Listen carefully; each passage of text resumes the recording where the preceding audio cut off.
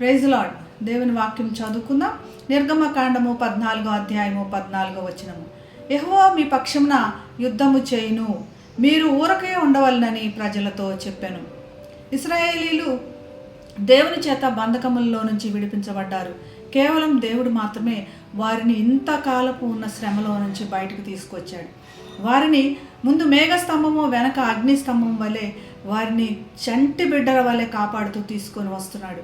అది వాళ్ళు గ్రహించలేదు, కానీ దేవుడు అంత క్షేమంగా వారిని నడిపిస్తూ ఉన్నాడు.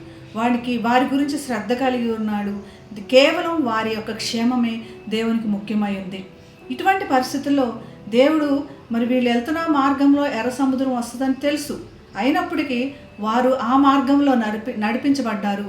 వారికి అక్కడ ఎర్ర సముద్రం ఎదురైంది.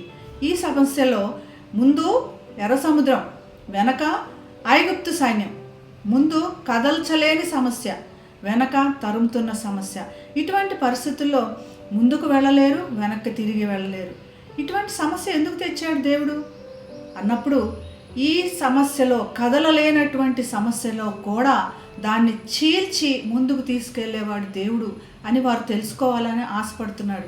ఐగుప్తులో ఉన్నప్పుడు వారికి ఎటువంటి శ్రమ అయినా వారు లోబడిపోయి ఆ శ్రమకు మాత్రమే అలవాటు పడిపోయి ఉన్నారు. కానీ ఇక్కడ దేవుడు శ్రమను చీల్చి, సమస్యను చీల్చి ముందుకు తీసుకెళ్లే దేవుడు అని వారికి తెలియపరచాలని కోరి వారిని ఆ మార్గంలో నడిపించి సముద్రంను చీల్చి ముందుకు నడిపించినట్లుగా మనం చూస్తున్నాం. మన ఈ రోజున్న పరిస్థితిలో ముందు వెళ్ళలేని పరిస్థితి, వెనక వెళ్ళలేని పరిస్థితిలో దేవుడు మనకు ధైర్యం చెప్తున్నాడు.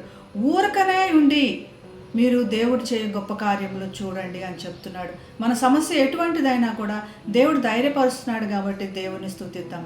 పరిశుద్ధుడైన యేసయ్యా, నీ నామము నాకు లెక్కలేని వందనాలు తండ్రి. మా సమస్యలు తండ్రి ముందుకు వెళ్ళలేక, వెనక వెళ్ళలేక, ఎవరితో చెప్పుకోలేనటువంటి పరిస్థితుల్లో ఉన్నాయి. ఇంకెవరు ఎటువంటి సమయంలో కూడా తీర్చలేనటువంటిగా ఉన్నాయి నాయన. నీ యొక్క గొప్ప కార్యం జరిగించి మేము ఊరికనే ఉండి తండ్రి నేను స్తుతించే భాగ్యం దయచేయండి. నీ యొక్క గొప్ప కార్యం జరిగించమని యేసు నామమున ప్రార్థిస్తున్నాం తండ్రి. Amen. Have a blessed day. God bless you.